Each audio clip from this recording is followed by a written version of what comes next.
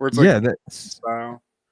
that's the initial premise of Survivor Series. You have to survive, like, by process of elimination. There's the typical way, or traditionally, it started off with 4-man teams, but around that time, like in '91, they were trying to veer away from that, and I think this is the first time they actually had singles matches, and it's also the time when things were on the downswing. I think, in my opinion, it was. I mean, the Beverly Brothers are in the building, Steve. That's a downswing, I feel like. Beverly Brothers. Kayfabe wise, they're from Ohio, but I don't think those guys ever been to Ohio. Probably. Um, I was going to ask if you had a favorite Survivor Series moment or a favorite Survivor Series, if you can dig in the mental Rolodex. I mean, it has to. There's many Undertaker Survivor Series, Undertaker centric. I'm assuming. I'm seeing it here. Honestly, what year is this? 95? 91. 91? It's got to be early because I stopped. Like, I was watching old shit about until 95. So this probably falls within the Survivor Series that I'm familiar with. But then late 90s, I wasn't watching Survivor Series. Yeah. By the late 90s, they definitely did away with the traditional 4-man tag teams. There were more singles matches, which I don't know. I kind of wish they stuck with that tradition, but in modern times, it's probably like not believable. And I think the fandom probably wouldn't approve of it, because it's just like in the kayfabe days, this person had a beef with this person, the other person had a beef with that person. So they team up and they fight their respective like beefs and shit. But I just don't think that will work these days. I mean, it's cool to see like tag teams together and like people fighting on the same team that you wouldn't normally see, but yeah. I don't know.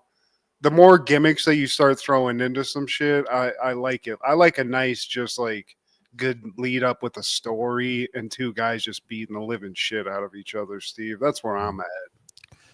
In the previous year, 1990 Survivor Series, that's when Undertaker made his debut.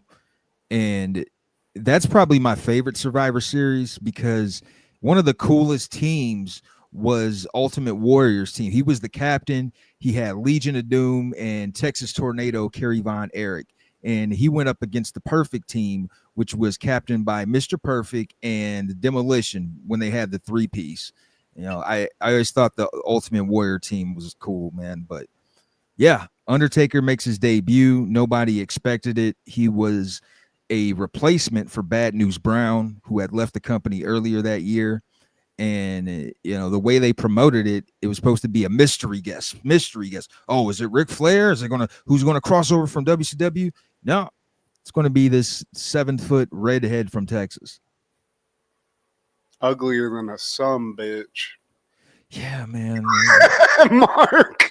Sorry, Mark. Back in the day, I feel like he aged and he actually doesn't look as crazy, but young Mark Callis, there's like a country like redneck look to him where I just don't like it, Steve. That's a hillbilly that's gonna rip you up.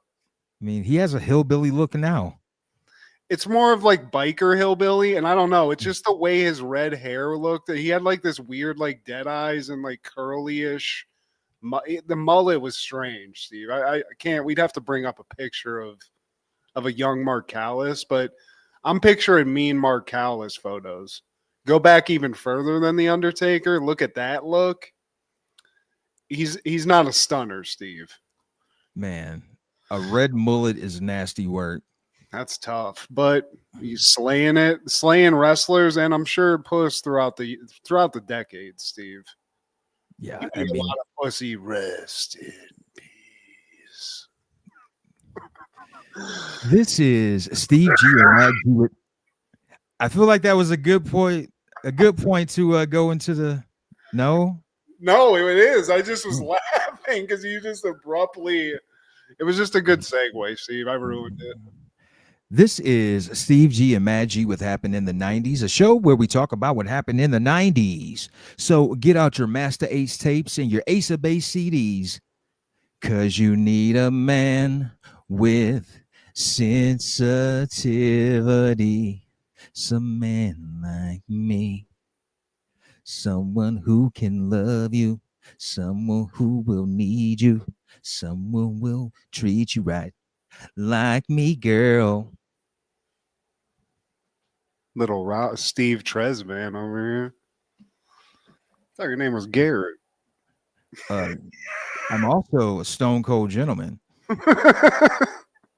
Well, today, my friend, we're talking all things November 27th in the 90s, Matt. Happened in the 90s, Matt. Happened in the 90s, Matt. 90s. Snickety, snickety. Mm. Starting off in 1990, Kid Rock would release grits sandwiches for breakfast. And yeah, man. What a you see where it all started right here. How 99, Steve? Matt G just fucking was feeling the funk on Kid Rock. He was just, it was at the top of the world. There was nothing you could say to me about Kid Rock that would sway me. Like, dude, no, he's devil without a cause. He's going platinum. You can suck him, Josie, and the crazy black drummer that he had. She was a chick, Yeah. but suck it all. But now, times pass. Kid Rock's age, he's become a douche. Maybe he always was a douche, Steve.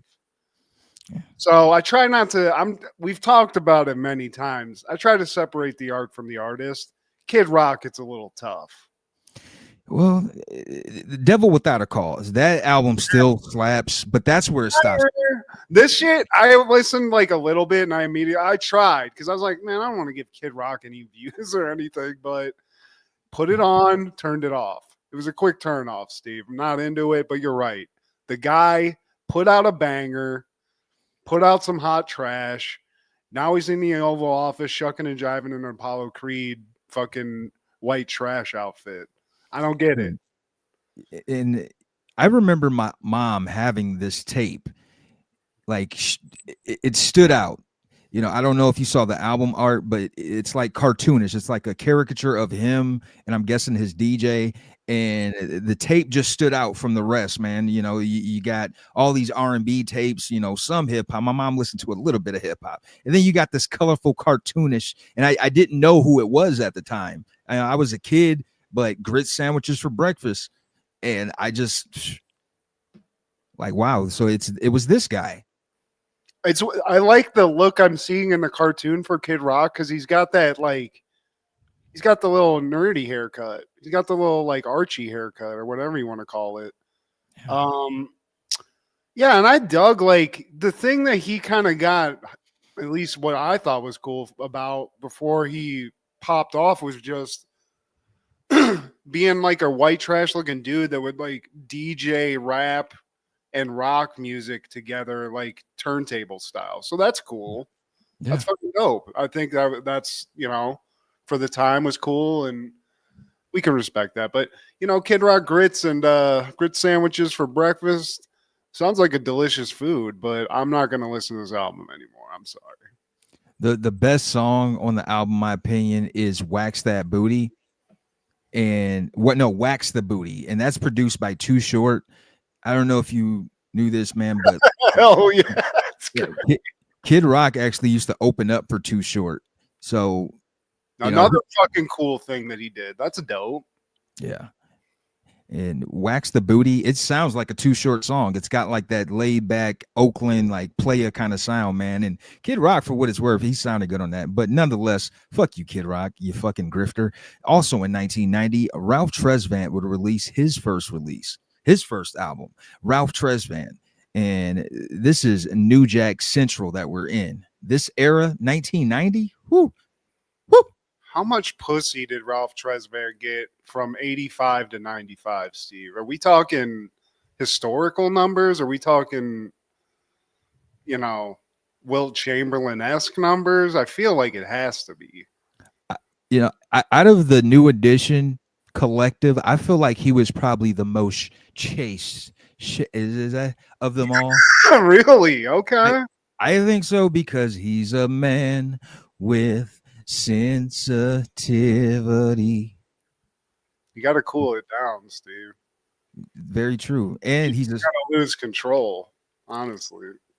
when you tell the people that you're a stone cold gentleman, that means you're a gentleman to the nth degree. Like you are top of the food chain gentleman. Like it's military drill. Like you wake up and you practice opening the door for women. You like, you know where the best roses are to shop for on dates. He's that like he does tutorials on how to be a gentleman. So I don't think he was community dingaling out here in these streets.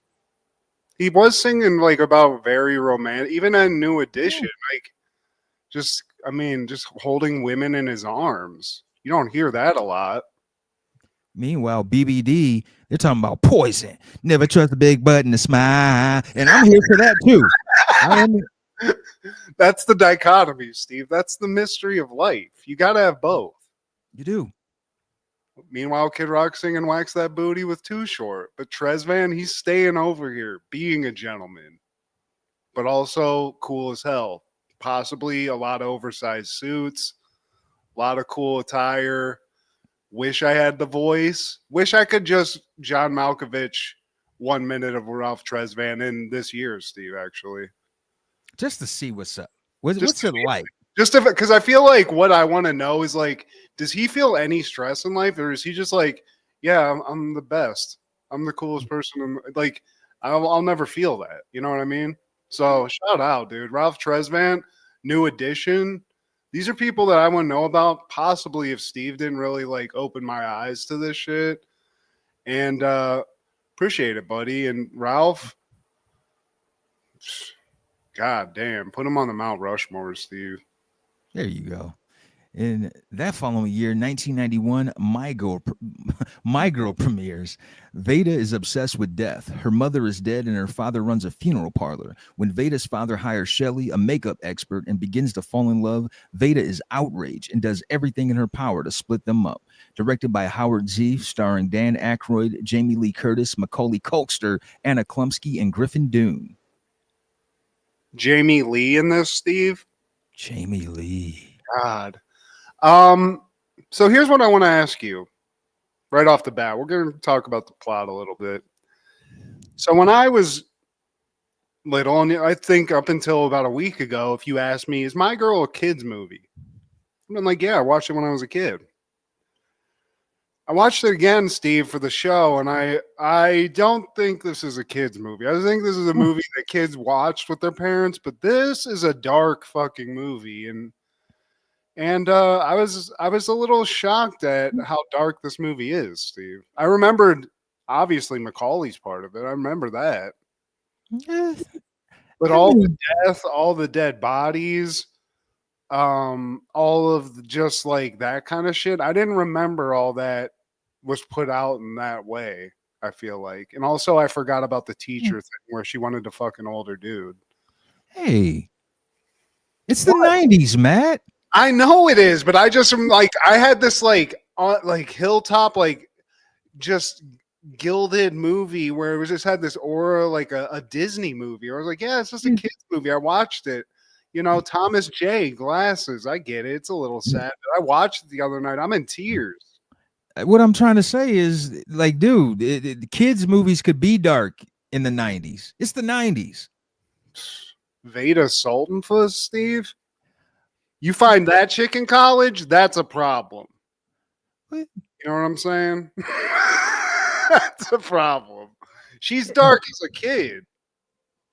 Man, she's had a dark life, man. You know, she lost her mama. She killed him, Steve. That's what she says. Ew. It's crazy. But here are the positives. I feel like this is Dan Aykroyd. Everyone loves Aykroyd. He's been in a bunch of great movies. I feel like this is probably, just in general, his best acting role. I feel like, as far as not being a comedy and being slapsticky, yeah, because he's not really. I'm sure he has like a couple jokes that I can't remember, but he's not like a funny. There's really not a lot of humor in this. He used to be funny. Yeah, I mean now he's a lunatic. I'm talking about in the movie. Like that's what his brother said. Oh yeah, he used to be funny. And I did like his brother too. That guy was cool. That guy was he was in a lot of shit, and I just can't remember what his name is. Figure it out. But Macaulay, dude, this Richard Masur, yeah. Ben Roethlisberger guy. But this is Macaulay. You know, we're seeing it happen right in front of our eyes, dude. This kid is a fucking phenom. Dude, it's something about, and they said this about him on the set of Home Alone. Even as a kid, he has like grown man tendencies, like the way he carries himself. Even in Uncle Buck, like this is a little kid who kind of like, I feel like he wakes up and drinks coffee, like black coffee, and reads the newspaper. Buck, he just has like a cigarette. Yeah, yeah. He is very like confident. You know, he has the charm of a kid, but it's like he's more intelligent. It's strange.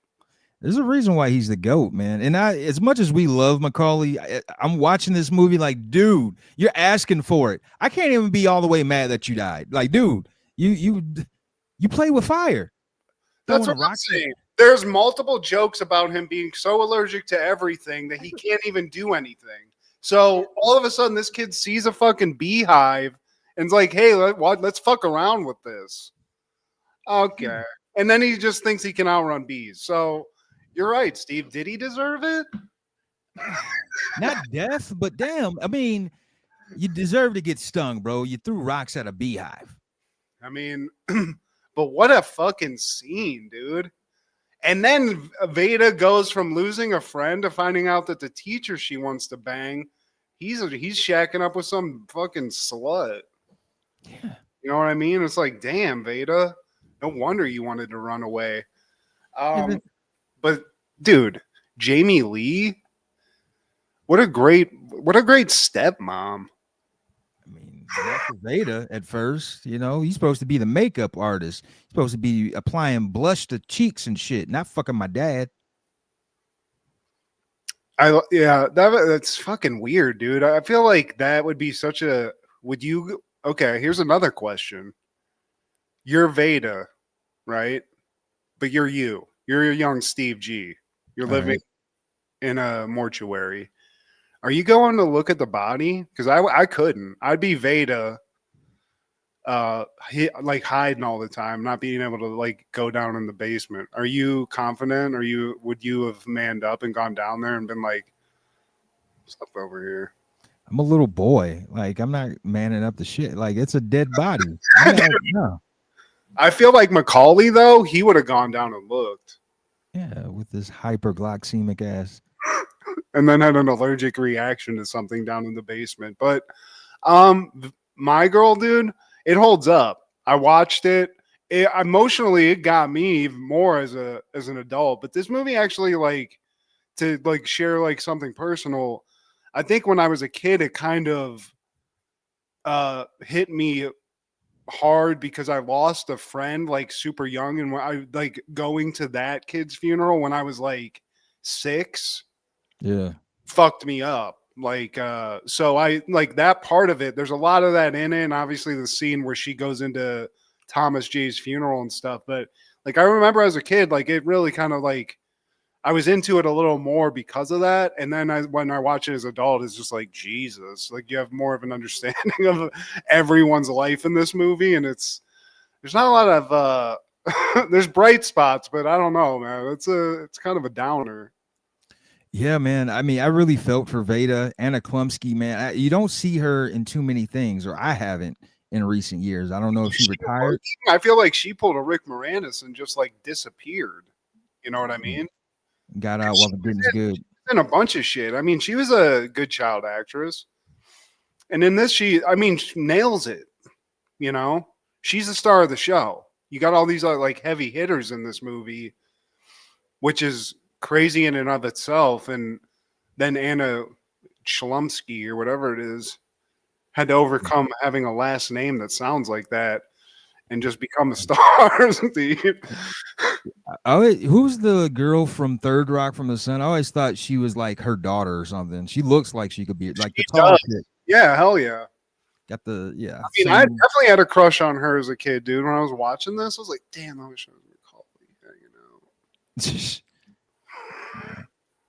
Man, I don't know. Oh, I wonder what she looks like now. But yeah, in that same day, on that same day in 1991, Survivor WWF is airing Survivor Series 91, the Joe Louis Arena in Detroit, Michigan. The Lou. Steve, you could have gone to see this. I tried to actually, man. This is the one where I asked my grandpa the day before because I'm a kid and I knew it was in Detroit. We lived in North Ohio. I was like, "Hey, grandpa, can we go to this wrestling match tomorrow?" And he's like, "Oh yeah, yeah." I guess he misunderstood me. Like I said, it's tomorrow. I thought you could just go up there, buy the tickets. But no, that's not how this works. So I called him the day of. I was like, "Hey, grandpa, we still going to Survivor Series?" Like, wait, we're going where? How well, okay, since we can't go, can you buy me the pay-per-view? So, you know. Damn. Okay. You're a salesman too, Steve. You were doing it. I like that. Yeah, Did you get it? yeah, he ordered it, man. And Hell yeah. if I didn't watch it, I probably wouldn't have missed much because the I guess you could call it the main event, even though it wasn't the last match. It's Hogan. He comes in as the champ, defending his belt against the Undertaker. They wrestle for the first time, and there were some shenanigans being had. He lost because of interference from Ric Flair. And as a kid, I'm pissed. I really hate you, Undertaker. Hogan is never supposed to lose. But throughout this event, they're promoting this Tuesday in Texas, which is supposed to happen the Tuesday the following week after Survivor Series. And Vince, I guess he just needed to pay those lawyer fees. This is around the time of the steroid trial. So that's another reason why this sucked, because those big, like, beefy wrestlers that we were fans of in the 80s, they're gone now. Warrior's gone, Hercules is gone, all those guys. I think Bulldog's on his way out. But yeah, man. So we're relegated to Bushwhackers versus Beverly Brothers. It's tough. I mean, what I'm seeing, there's like a lot of talent in this. A lot of cool heels from the early '90s. I'm seeing. Am I seeing Skinner in this, Steve? Skinner is in this. Skinner, of all people, the Gator wrestler. That guy, he's in it. We get both Typhoon and Earthquake. Yeah. The natural disasters are in it. I think I'm seeing LOD. They're in it. They're in it with Big Boss Man against Earthquake and IRS with Typhoon. And, just you got some talent there, like LOD's there, Taker's there, Hogan's still there. But I really feel like this is the beginning of the end of this chapter, man. Going from the golden era of the 80s, and then, Hogan's almost on his way out. And we're starting to do the ridiculous gimmicks like El Matador, who's Tito Santana. Now he's a wrestling like bullfighter. And I mean, Skinner, he's a wrestler from the Everglades. What the fuck? The Mountie, the Colonel Mustafa actually was wrestling. Wait, that's Sheik. Okay. Yeah. Okay. Wasn't there an older guy that was also involved in that? Like another like General Adnan. He wasn't a part of this. I think that was like they reached a point where it's like, yeah, we can't do anything with you anymore. You're done. Yeah. You're done. You're too on the nose. We can't do that. But yeah, but the Rockers are still together. They're in there. Well, this is the beginning of the end for them, because this is the time when Marty Jannetty's flubbing the matches, and he accidentally got Shawn Michaels eliminated. He does like a body slam, and in the process, it kicks Shawn Michaels in the face. He goes down, gets pinned, and when he gets eliminated, he's like having a shoving match with Marty Jannetty, and like this continues up until the infamous barbershop scene. Marty, can you let's go to the barber shop, hang out. Come on, friend. Yeah. But the fact that the Rockers teamed up with the Bushwhackers, and I love the Bushwhackers, but that's just, I don't know, man. It kind of lets you know. Steve, it kind of makes sense. It's two sides of one coin, ugly and beautiful. Yeah. I just don't. The Bushwhackers, even as a kid, Steve, even just like in gross shit, I was like, these guys are stupid as hell. I didn't like it. And that's, I apologize, Bushwhackers. You guys are up, make Australia proud, but yeah, dude. Shout out to the Rockers, though. I used to get fucking pumped when they would come out. Dude, put them in the Hall of Fame, man. Like Please. it sucks what happened to him, but dude, as an 80s baby, 90s kid, they were lit. Like you said, when they came out, yeah. You got fucking pumped. And also, I just like had a thing for all the ribbonry that they were wearing. They had a lot of cool like accoutrement. You know, they had a cool look. It all coordinated. And then that following year, 1992, X-Men is airing season 1, episode 3, Enter Magneto. Cyclops, Storm, and Wolverine face off with Magneto. Fire. This is one of the best episodes of the show, Steve. We're still reeling from the first episode, right? It's still fresh. Beast is in the fucking clink, reading Shakespeare, and I'm not like in a cell, but thank God he doesn't have it. Imagine going into prison and you get shacked up with that as your cellie, Steve. Yeah. And that's a little bit terrifying. But I love this, dude. We were talking about supervillains recently, and I said we mentioned Magneto. We don't get his backstory. This is just like the introduction of Magneto in the cartoon in general. And man, he makes an entrance, and he's one of my favorite villains, Steve. So mine too. And we start this one off with Beast. He's in jail, and the officers, the bailiffs, I guess you could say, they're giving him shit. He's reading Animal Farm, and they're saying like he's reading about his relatives. Anybody you know, boy? He can't even read. He's just looking at damn picture. I like their hillbillies. Yeah, I love it. Probably from Florida. Yeah. Who knows, Steve? But you know, Beast is in jail. He's locked the fuck up. But still, I like they giving him some books. Guy likes to read. Wolverine, Cyclops, Storm, they're back at the mansion. But, you know, before we even get to them, while Beast is reading, getting fucking harassed by some bigots, Magneto pops up, just literally just rips the prison apart.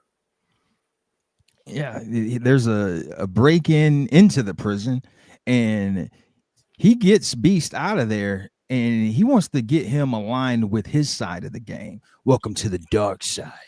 But Beast, he stands on his principles. He's like, look, man, we want to be in harmony with the humans. We want to show them that we're peaceful creatures. We're not savages.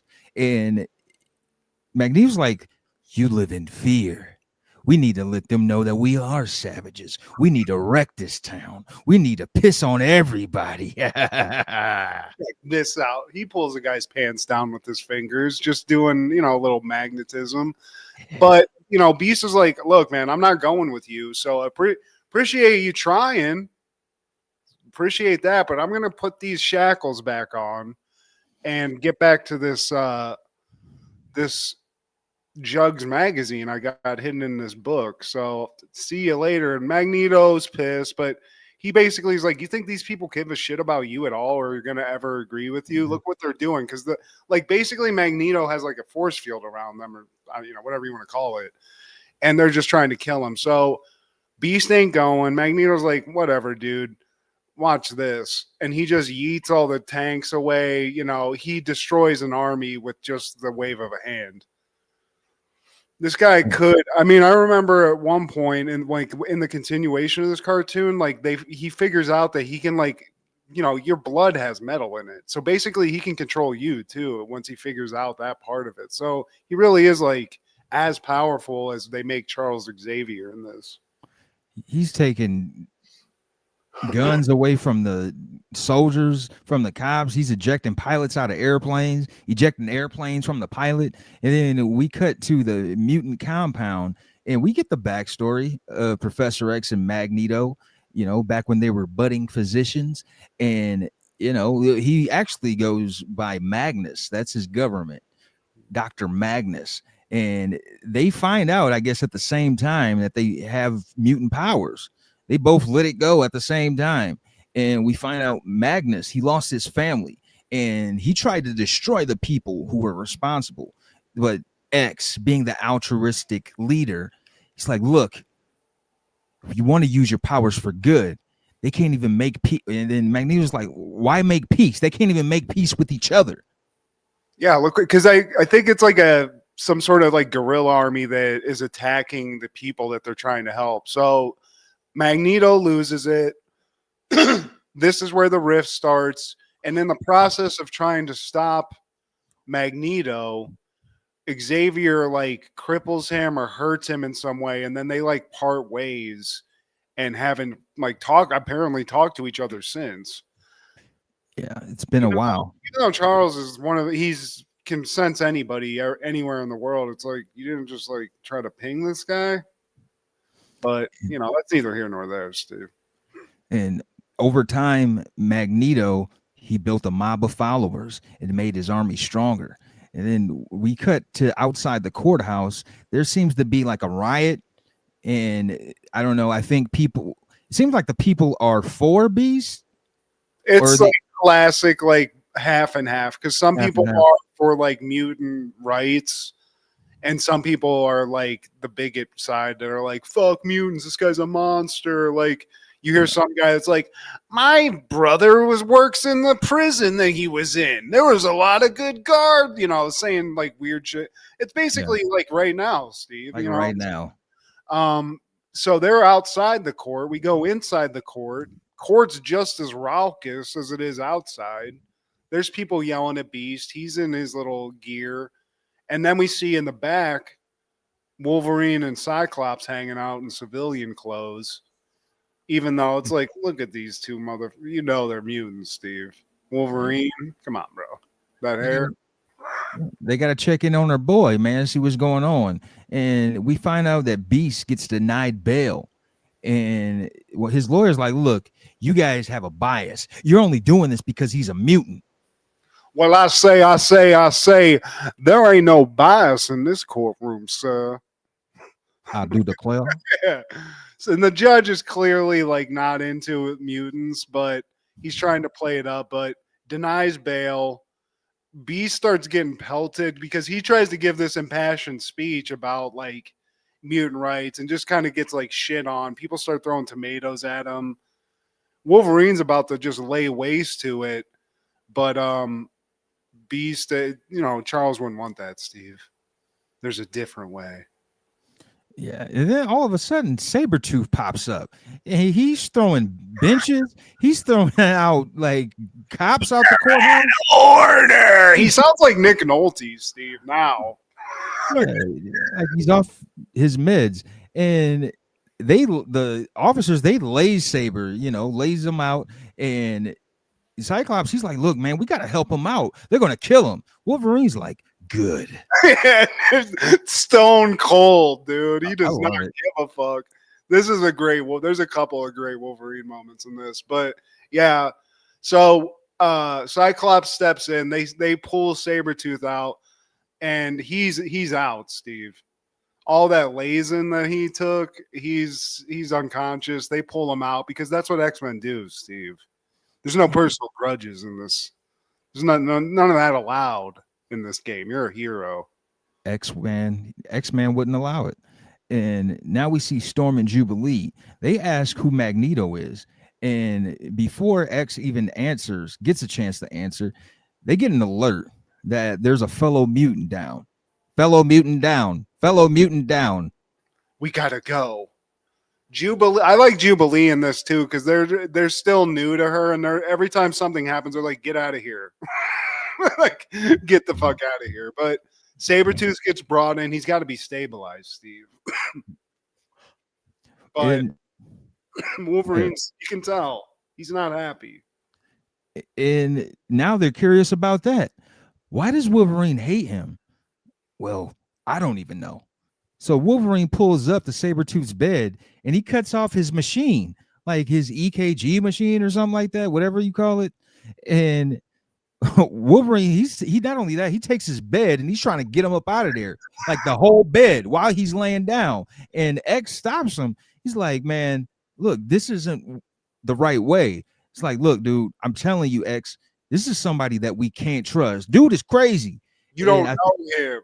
Yeah. I like when they walk in, though, he's got his one claw out, the Sabretooth, and Cyclops is like, step away from the dude. Please.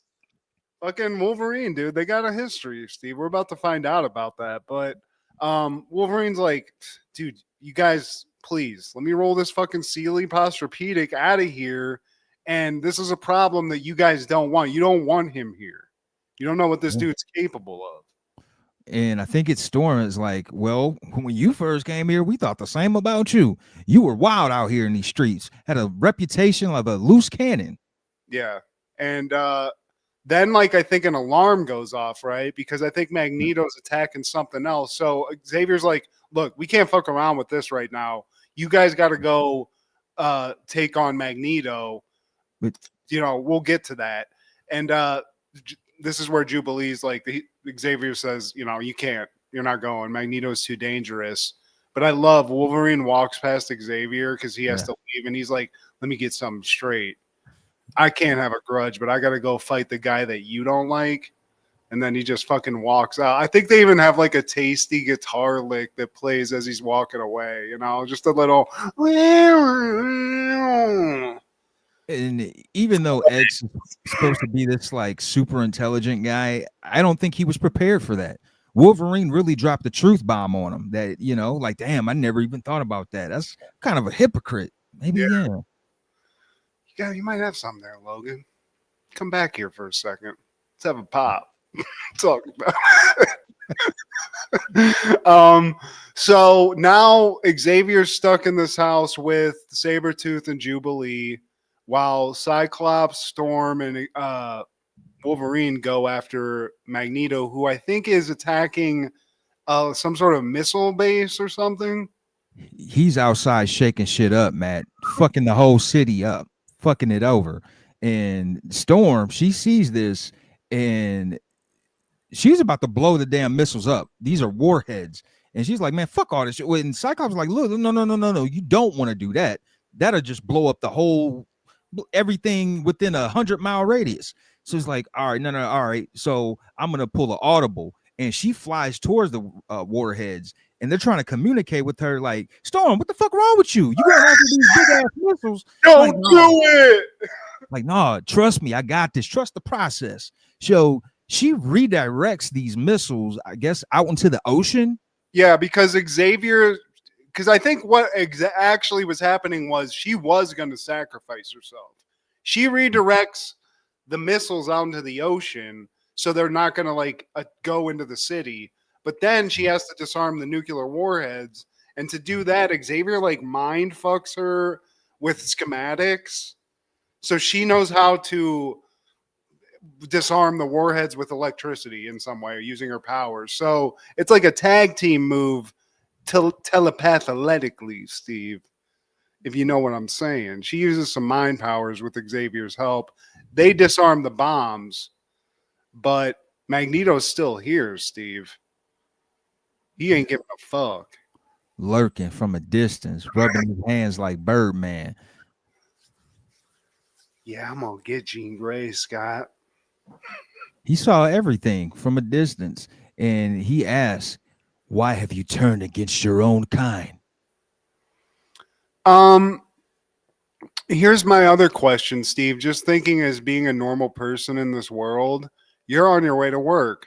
Then all of a sudden Magneto starts fucking up the city. And is the real, are you scared? Or are you more just like, God, I got to get the fucking work.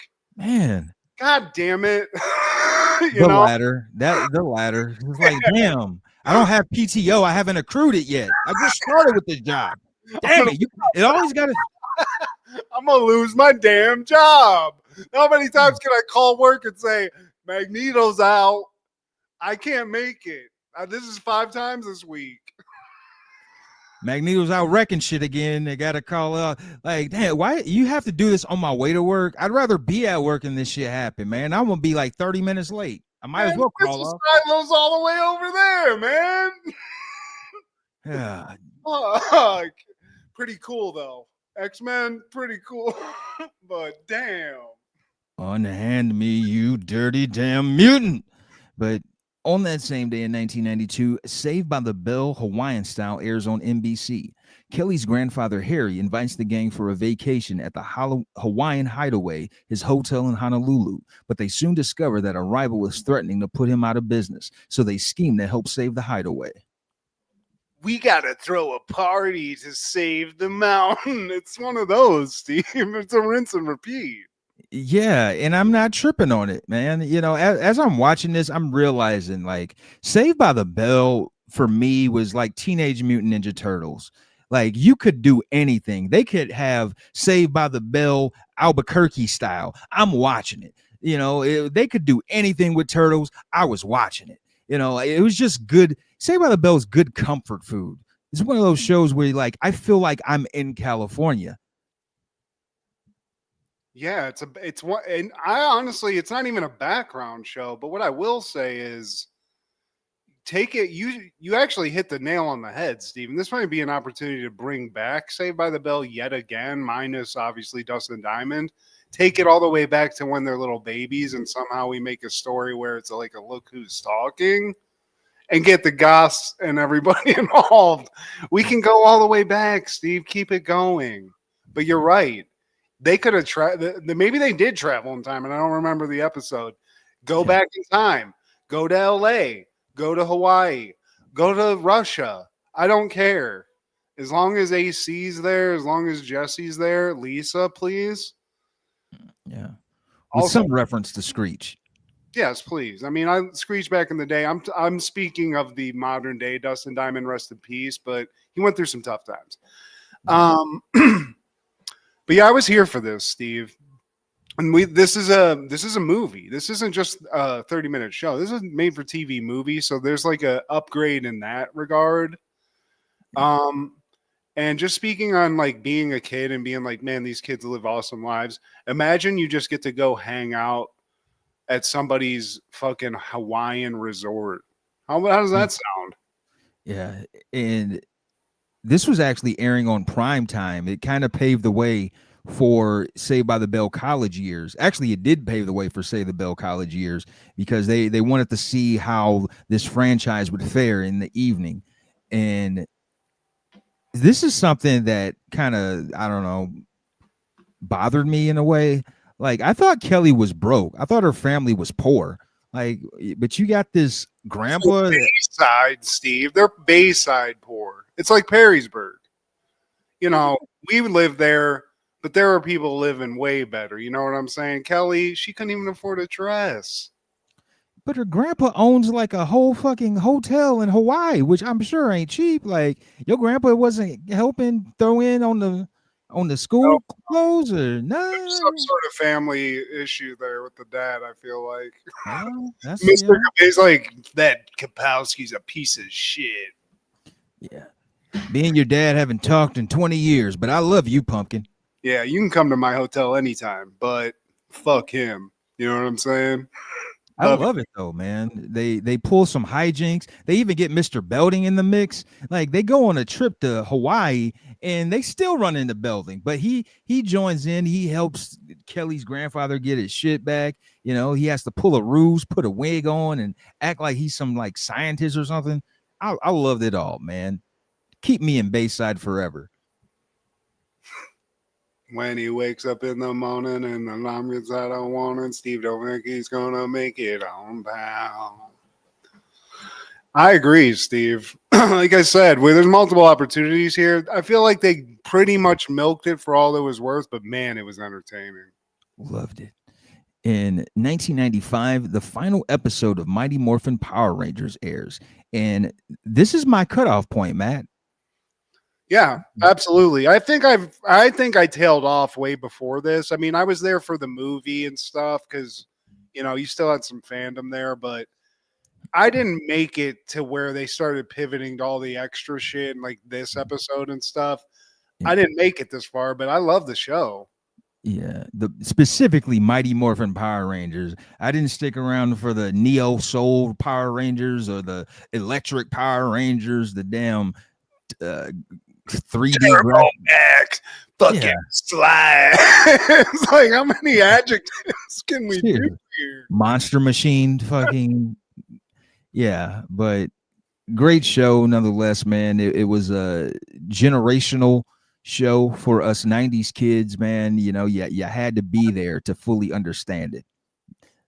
And I mean, I don't think I understood it honestly for like the beauty it was. It, like I was just into the action for a while, but you go back, it's just like, man, sometimes you can have something that's shitty quality that just hits. It's like the movie Roadhouse, honestly. It's just so goddamn entertaining, but you know, it doesn't make any sense, but it did. So Man, shout out, dude. Shout out to Jason. Shout out to all of them, dude. Tom. especially you, Tommy. Especially you. R.I.P. Jason Frank. But in 1996, 101 Dalmatians premieres. An evil high fashion designer plots to steal Dalmatian puppies in order to make an extravagant fur coat, but creates an extravagant mess instead. Directed by Stephen Herrick, starring Glenn Close, Jeff Daniels, Jolie Richardson, and Joan Plowright. And written by John Hughes of Home Alone fame, which is pretty crazy, but I'm not here for 101 Dalmatians, Steve. I didn't like the animated. I respect it for being revolutionary, whatever, but Wow. this I didn't like. Don't like it. Not here for it. But Glenn Close, you know, Cruella de Vil, I feel like you ask people that actually like this shit, she's one of the top notch villains of this for this kind of thing. You know what I mean? She did it up. So basically what you just said is you don't give a fuck about the whole franchise. Fuck all them dogs, fuck the cartoon, fuck No, the yeah. I'm a Could do dog without it. lover, but if it ended with her making a Dalmatian coat, I would have been like, man, that's fucked up. But I would have forgotten about it, Steve.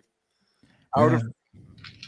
And the I if I have to pick one, I'll go animated every day. I don't like it when they make it live action just to make it, but at least in this case, I think it was of obviously high quality because it's got Glenn Close in it.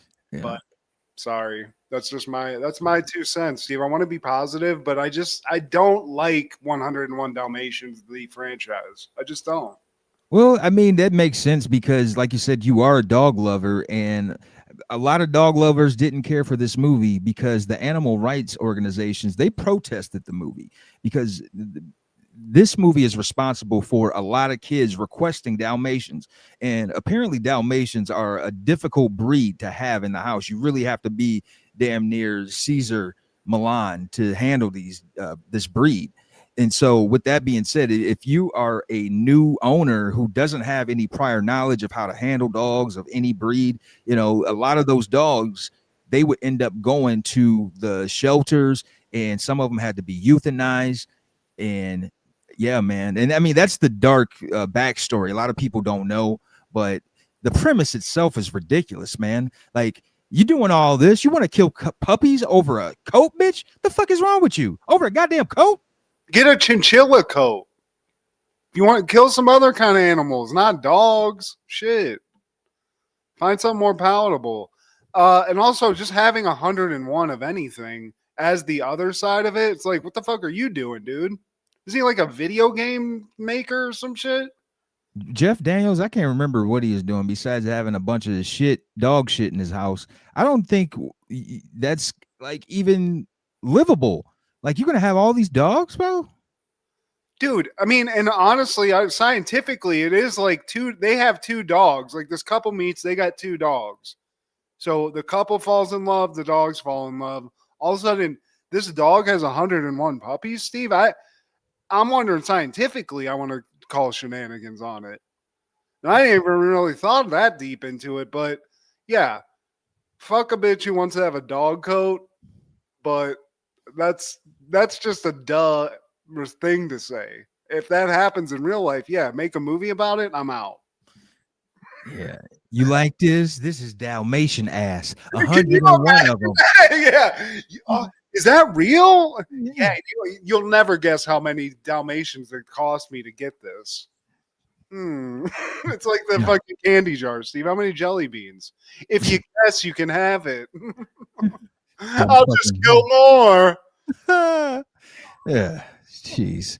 But that following year, 1997, Beavis and Butthead is airing season 7, episode 40. Beavis and Butthead do Thanksgiving.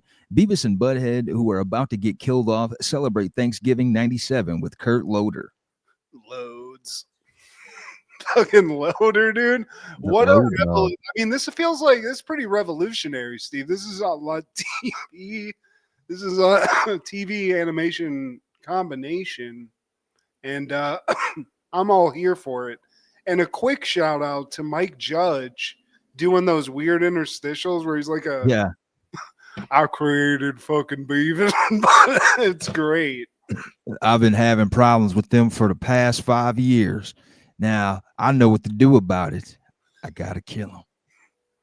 Yeah, that's one thing about this, isn't it, Steve? We find out Beavis and Butthead are about to die. This is basically their last meal. And they're with Mr. MTV News himself, Kurt Loder, and they're going to enjoy some Thanksgiving dinner with Mr. Weekend Rock. And he introduces Beavis and Butthead. They're outside of a like nudie booth porn store, and they're talking about how they saw some chicks with big boobs, and then we saw a midget, and he had big boobs too. Kurt's not really happy because they should be at the Thanksgiving Day parade, but Beavis are like, chill, dude. This is where you took us yesterday. Also, Melita says she what's up? Really? I don't know what you're talking about. Yeah, but get back to this parade. Yeah, so it's basically them cutting between Loader, a parade. We keep going. So we get to the parade part, and Beavis and Butthead, they're late. So they're just staring at ass. Yeah.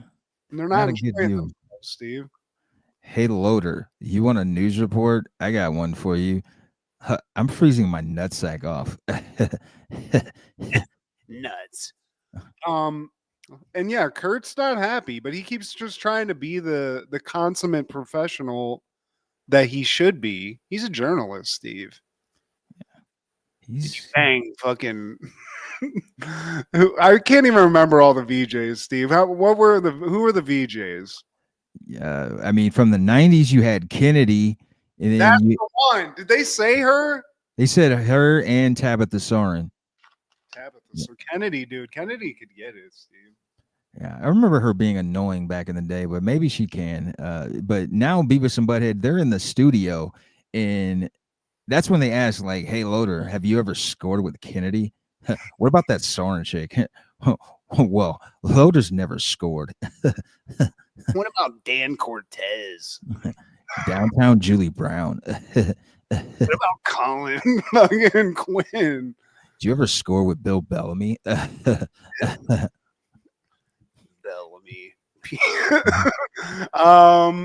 Yeah, so then they keep kind of like trying to cover the parade. There's some dumbass fucking balloons out there. Fucking stupid animation. Yeah. Well, you guys are here to talk about your last show too. What do you guys think about that? We haven't talked about it. What are you guys thinking? Thinking about being here on Times Square, and I wonder if you ever scored. No, guys, you got to be serious. I like how when Butthead just actually gives like a real response where he's like, I'm just grateful to be here, to be among my friends, to live a life well lived, and enjoy some delicious turkey with me and my friend and you, Kurt Loder. And then he just goes back to being Butthead. But he gets it, Steve. Yeah. Some really big balloons down the street. They're stupid. There's these plastic inflatable chicks, and their mouths are like they're just stuck like that. And they try like the turkey. I gotta say, Steve, Kurt Loder hooked it up, but they're not eating. Kurt Loder, he basically kicks him out at a certain point, gets off screen. They start throwing dark and white meat at him like he's some kind of a chump. Wow, you skipped ahead like a movie.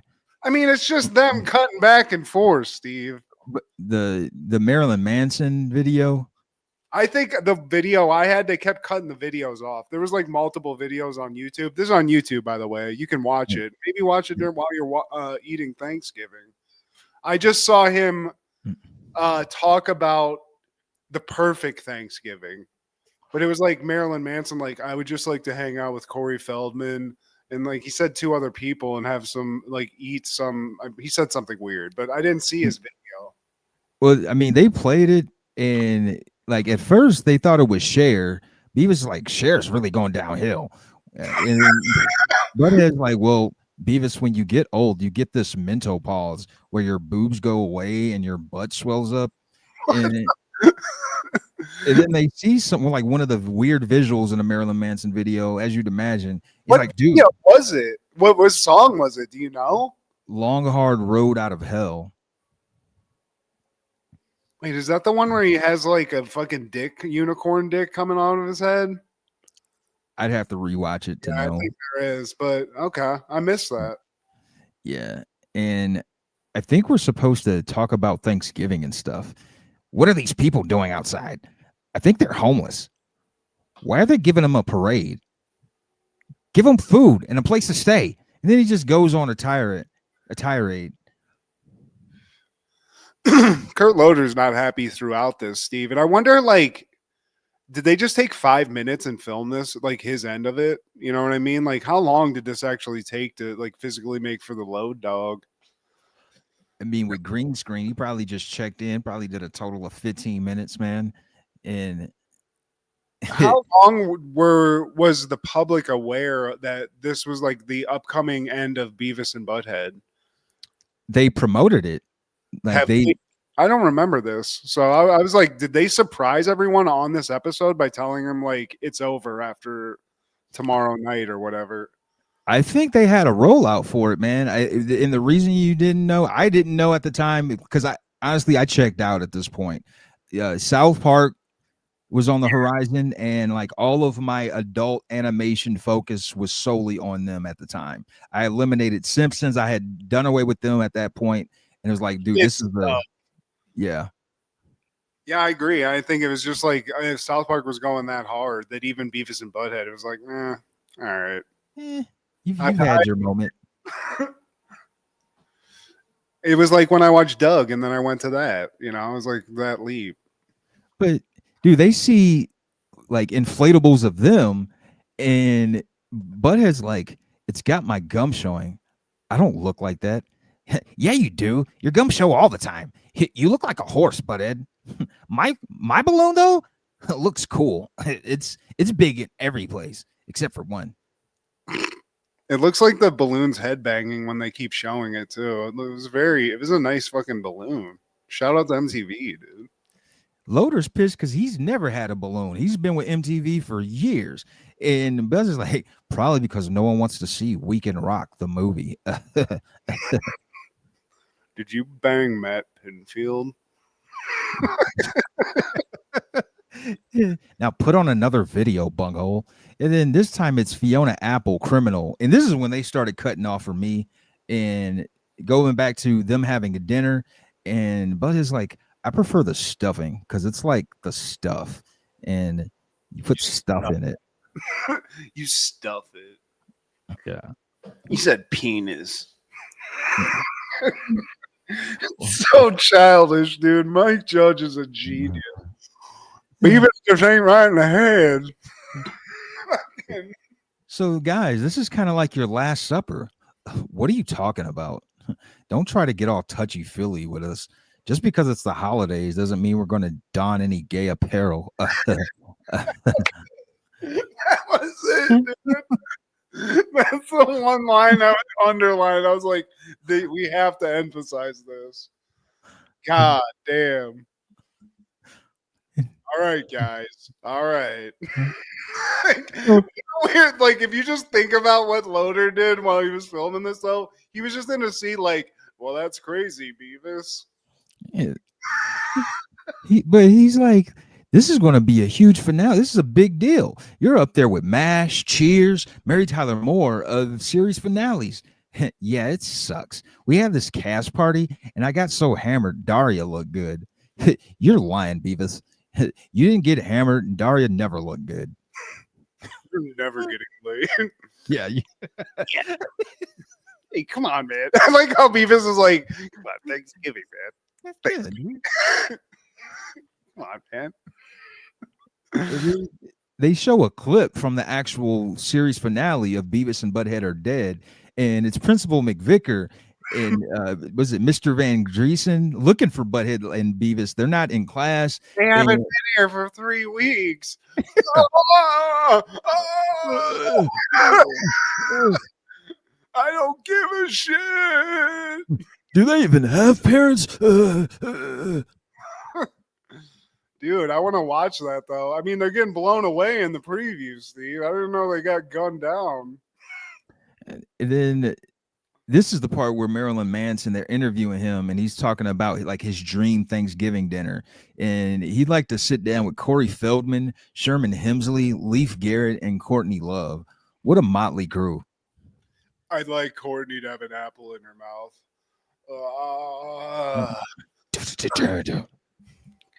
Marilyn, this fucking spread's out of control, bro. Thanks, Corey.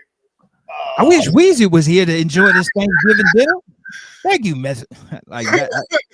Sherman Hemsley is far off. Yeah. Me too, Sherman. Hey, Sherman, can I get into some? Are you on any shows I can get on? Man, shut up, Corey Feldman. Dumbass. Stop moonwalking all over the place. And what I don't appreciate is them cutting LL off. He had something to say. Okay. I'm glad that one got cut off for you too. I was like, I would like to know. Yeah. I bet it involves some kind of chapstick, Steve. That's all I'm saying. He's rocking his FUBU visor and looking fly with the pant leg up. Man, you gonna cut off one of the goats? But I digress. And back to Loader, he's like, it must be hard being animated characters. Look, like people think you don't have feelings. You have to have something. There must be something that leads you to happiness. He said penis. Yeah. Hey, but don't Thanksgiving. Don't sully Thanksgiving like that. Don't think because you're getting serious you're gonna score. Dude, how many chicks did Loader bang back in the day? Also, Kurt Loader, one of the greatest non-porn names of all time. Kurt Loader. I mean, when he was a kid, if he didn't just like bask in the glory of that, or probably get just teased relentlessly, one or the other, it's a shame. Yeah, he probably got the residual from the TRL guy, and definitely. In the end, they say grace. God is good. God is great. God is good, and we thank him for our morning wood. Boing. Great. Thanks, guys. Great. Loader storms off, Steve. He's had enough. They just throw shit at him. But, dude, I had bitch from fucking Nickelodeon has to deal with this shit. Dude, I skipped, man, and I do want to circle back to Sling Blade, so I'll edit this shit. But in 1996, Sling Blade premieres. Carl Childers, a simple man hospitalized since his childhood murder of his mother and her lover, is released to start a new life in a small town. Directed by Billy Bob Thornton, starring Billy Bob Thornton, Dwight Yoakam, J.T. Walsh, John Ritter, Lucas Black, Natalie Cannerday, and Robert Duvall. Mm-hmm. I mean, it's one of the easiest impressions of all time. But another movie, downer as fuck, dark as fuck. Billy Bob must have been in a dark fucking spot when he wrote this. Hey. I think it's based off of a novel, if I'm not mistaken. But even if it is, he did it, Steve. He doesn't go. He did. He went by. Let me just rewind this. Edit this, Steve. I will. Yeah. He abided by the rule. You can't go full, Steve. You can't do it. And he tread that line. He's simple. He did it the right way. Yeah. And like this is the one that brought him to the promised land. I've never heard of the man before this movie, but I think he did it well, man. Everybody did their part. And even though it's supposed to be a sad movie, Dwight Yoakam, yes, he's a piece of shit. His character, yes, he's a horrible human being, but at the same time, fucking hilarious. His parts were the funniest, man. Two things can be true at once. Absolutely. little Dwight Yoakam just fucking roughing a bitch up. Why not, Steve? It's Dwight Yoakam. I feel like he wasn't acting. This is a role that seemed a little too easy for this man, but Yeah, seemed authentic. we get John Ritter in this though. This is a weird movie for him to be in. He's kind of like isn't he kind of a feminine? Like, Oh, he's gay. ain't He's no full feminine. on. He's gay. He's full Yeah. on. Yeah. So, and he, but weird, just a weird story in general to want to tell. This guy gets out of jail. He killed his dad with a fucking, with this giant fucking lawnmower blade or whatever. Yeah. He was a fucking piece of shit. Killed his mom. Killed his mom? Well, he killed the bully. He killed like this small town asshole, and he saw him like assaulting a young lady. That's what it is. Yeah. So he killed him, and then like because of the response from his mom, she's like, "Why did you kill him?" That pissed him off even more than the guy that was assaulting the girl. So he whacked her. Like instead of like asking like why he did it, or like instead of being concerned like why she was. I want to know. So I whacked her in the head and had me a biscuit with some mustard. Mm-hmm. Some fried taters. This is a movie I feel like that exists in the same universe as Gummo, Steve. It's in the same. I feel like we can just like canonize that now. But it's an interesting movie. It's one of those where I'm not necessarily gonna ask you to go watch it and like recommend it to you, but if you ask me, is this a good movie? Yeah, it is. Just wait for the Dwight Yoakam part. Overall, it's a great movie, but damn, he stole the show. Don't talk about my daddy. He was such a dick to that kid. I said, everybody get the fuck out of my house. That goes for cocksuckers and retards.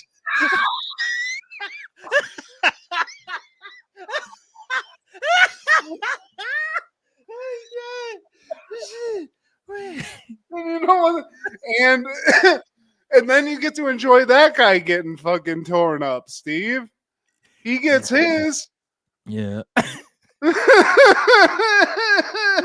When he apologizes to him, he's like, "Look, baby, I love you and I care about y'all." And then little Frankie's like, "I hate you." Well, fuck you too. I mean, I didn't mean that. I care about you. Bitch, I love you and your dumbass little fucking waterhead kid.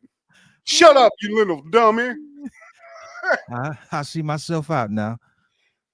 Oh, Dwight, you can stop acting anytime. What? Acting what? Well, when he's like his little band too. That's the song that they kept playing. For some reason, I remember that down, down, down, down, down, down, down, down, down, down, down. It's a cool groove, but for some reason, I like one of those things I'll never forget. Like that's hilarious that you. Some people like fucking, a nice TV theme song. Steve remembers Dwight Yoakam's fucking wife beater. Down, down, down, down, down, down, and down. And like his band, as they're discussing, like I'm gonna puke. The songwriting process, the one guy, he's so in depth about how they come about a song. And then the other guy in the wheelchair interjects. He's like, "I'm the lyric man.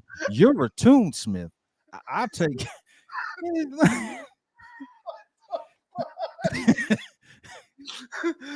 I'm a tunesmith. Can somebody unlock my break here real quick? Oh.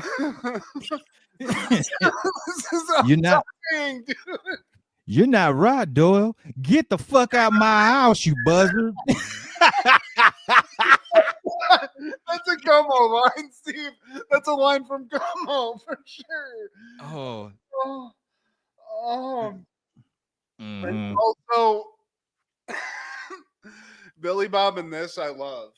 Can I just make can I just make an appeal to Billy Bob Thornton though? Please tell him to stop playing your fucking dumbass T-Mobile. I opened up a whole can of whoop up. You ain't a redneck, dude. You had fucking Angelina Jolie's blood on your neck. You ain't riding tractors and shit. Oh, that's not really his lifestyle. He's Duck Dynasty with it. I feel like he is, dude.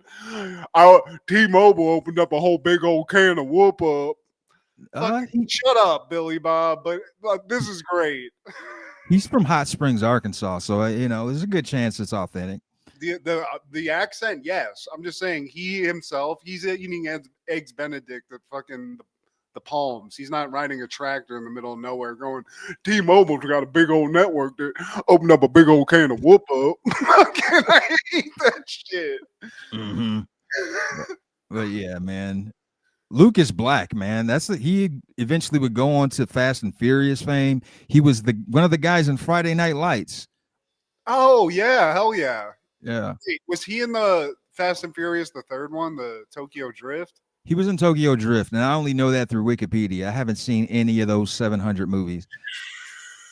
I stuck with it through 1 and 2 because 2 had a banging soundtrack, but then 3, I watched it and I forgot it.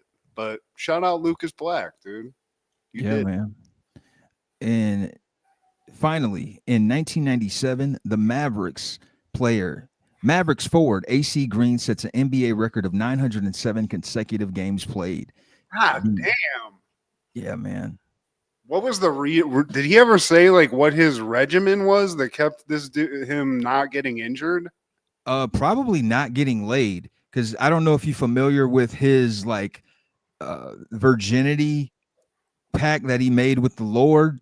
He played with those Lakers, the Showtime Lakers in the 80s, winning championships in Los Angeles. So all kind of tail was thrown at him, and he just turned it down into marriage, man. And he didn't finally get laid until the late 90s, like around this time. So that might have something to do with it. He had energy. He wasn't giving out his testosterone. So oh, that makes sense, because when I used to live in LA, there was this guy walking the streets that used to tell me when I was at the bus stop that semen is blood. So maybe it was just extra blood in his body, Steve. That homeless guy was not fucking around. I'm saying though, that's good marketing is all that is, Steve. Sure. You were on the Showtime Lakers and you didn't have sex one time. That's a lot. Hey, I guess, you got a lot of self-discipline. You're a professional athlete, I guess. Dude, if he's not in the pearly gates, I ain't got a shot.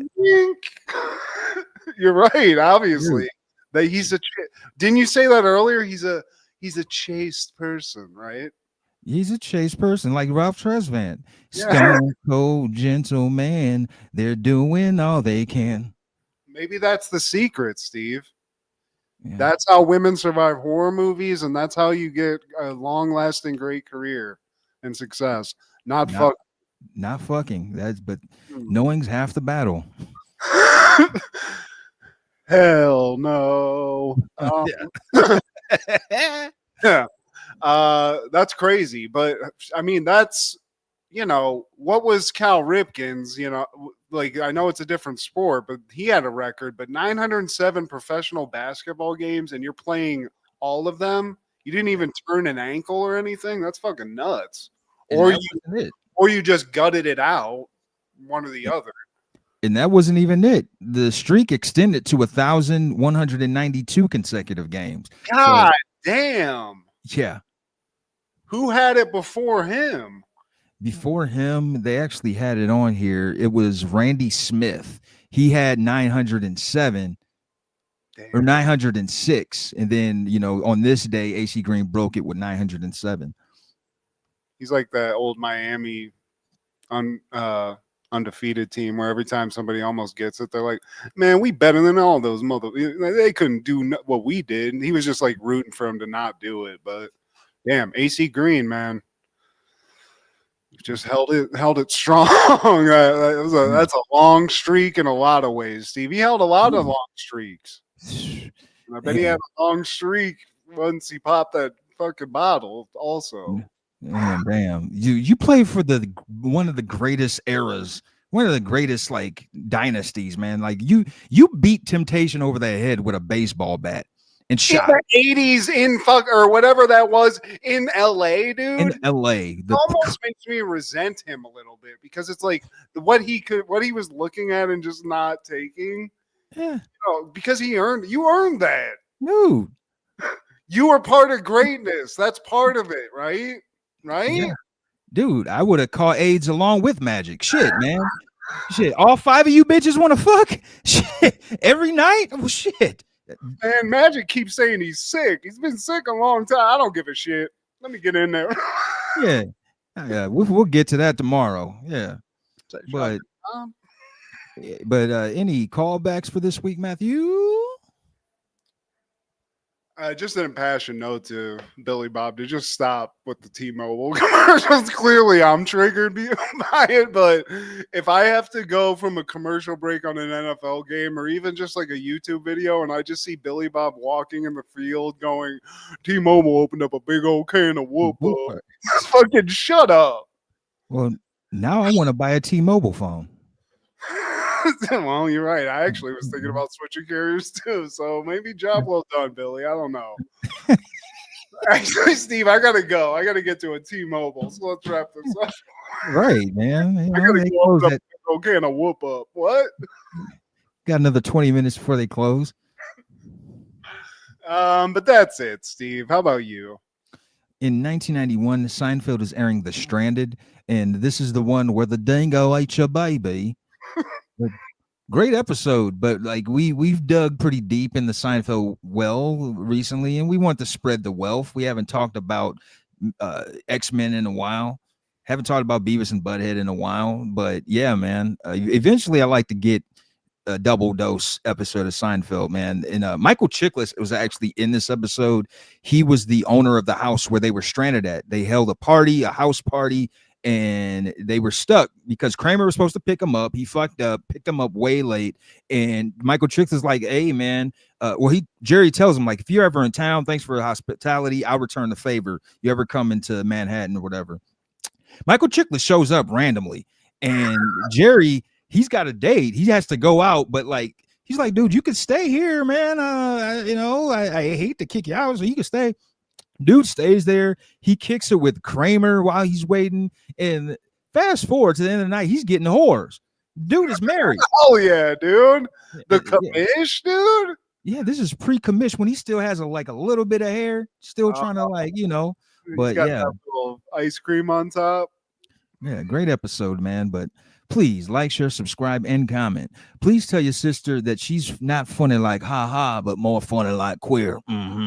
Check out Food Show Fanatics as well as Crushgasm every Wednesday. Our guy Clark the Shark on Podcastle and Wrestling with Ronzilla on TikTok. Happy Thanksgiving, by the way. This is Steve G and Matt G with Happy Thanksgiving. Gobble these nuts.